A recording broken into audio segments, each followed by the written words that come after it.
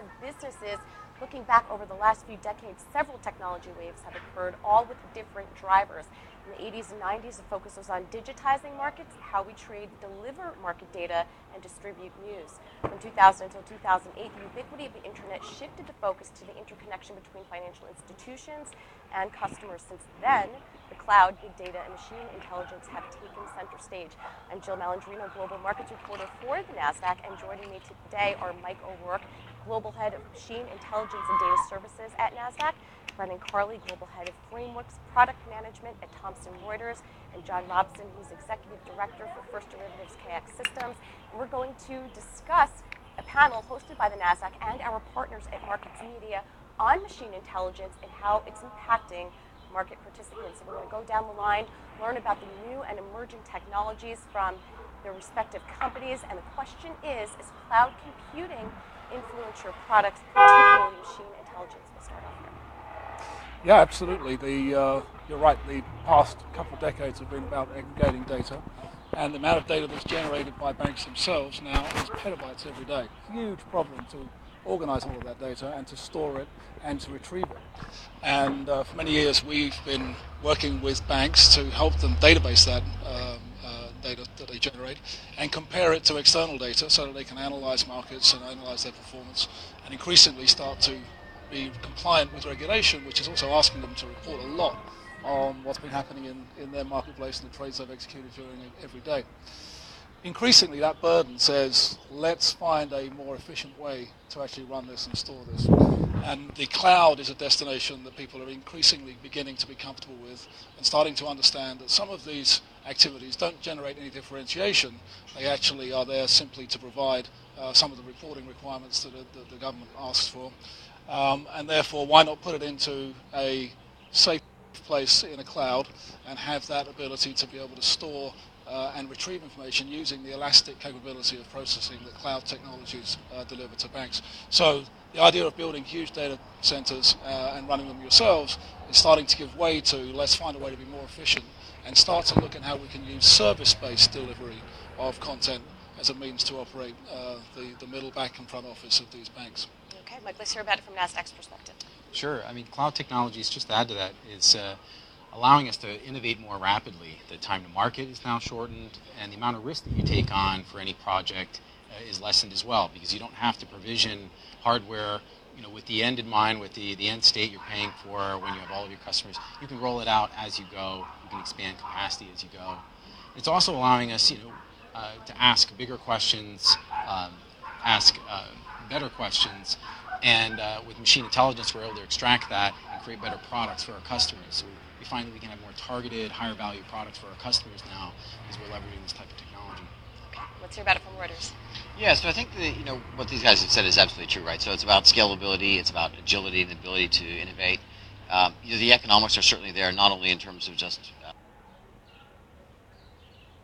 cost reduction, but let's say you want to spin up 1,000 CPUs to do a back test on some model and you want to run it on 10 years of data. You can do that. You've got the agility to do that very quickly and then bring that down when you need. In mind, with the end state you're paying for when you have all of your customers, you can roll it out as you go. You can expand capacity as you go. It's also allowing us, to ask bigger questions, ask better questions, and with machine intelligence, we're able to extract that and create better products for our customers. So we find that we can have more targeted, higher value products for our customers now because we're leveraging this type of technology. Okay, let's hear about it from Reuters.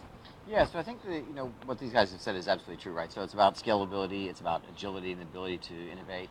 The economics are certainly there, not only in terms of just cost reduction, but let's say you want to spin up 1,000 CPUs to do a back test on some model and you want to run it on 10 years of data. You can do that. You've got the agility to do that very quickly and then bring that down when you need it. So it allows banks, it allows hedge funds, it allows other firms in the financial industry to very rapidly innovate using that technology.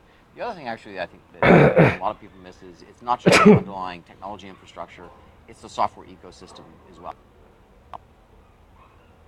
It's a managed service, a data as a service solution that aggregates all of that data with our clients' data that sits within the KX databases.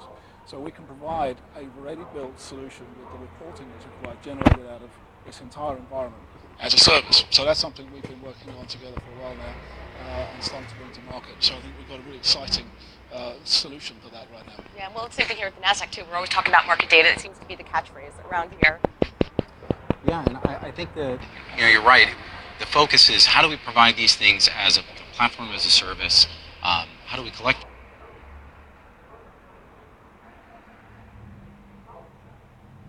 some value from that?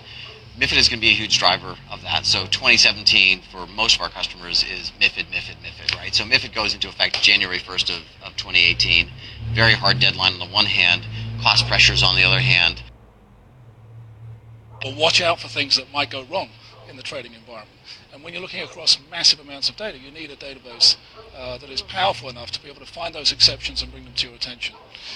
What people are looking for in that data now is small differences in masses of data.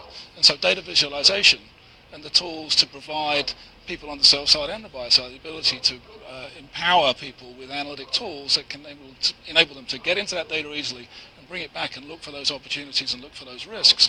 That is the next wave of what's happening. So we're really just at the beginning then. We're at the beginning, and I think business intelligence and AI and all these terms that are used are really a catch-all phrase for what comes next. And I think it's a really exciting future. We've now got the underlying... Yeah, well, I think what Brent said is true. You know, the regulation of MiFID has driven a requirement for everybody to up their games in terms of their ability to aggregate and get hold of data in a consistent form.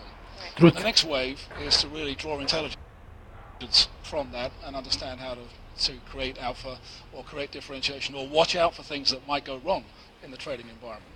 And when you're looking across massive amounts of data, you need a database that is powerful enough to be able to find those exceptions and bring them to your attention. What people are looking for in that data now is small differences in masses of data. And so data visualization and the tools to provide people on the sell side and the buy side the ability to empower people with analytic tools that can enable them to get into that data easily and bring it back and look for those opportunities and look for those risks. That is the next wave of what's happening. So we're really just at the beginning then. We're at the beginning, and I think business intelligence and AI and all these terms that are used are really a catch-all phrase for what comes next. And I think it's a really exciting future. We've now got the underlying